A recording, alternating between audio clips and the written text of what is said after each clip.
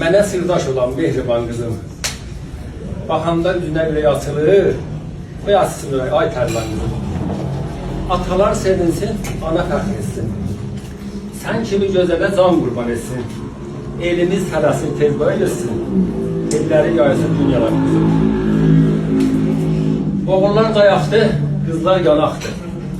Hər ikisi bizə qoldur, budaqdır. Başımız üstünə yağış sayaqdır.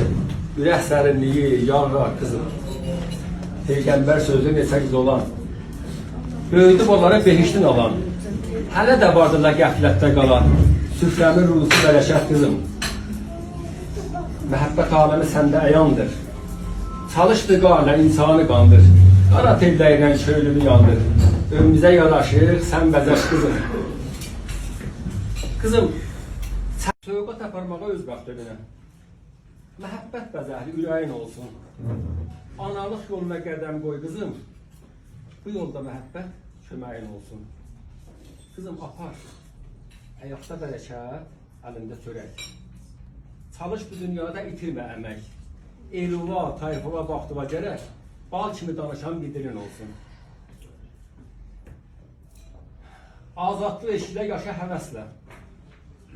Qaranlıq günlərdə günəş səslə. Vətənə səs verən oğul qız bəslə.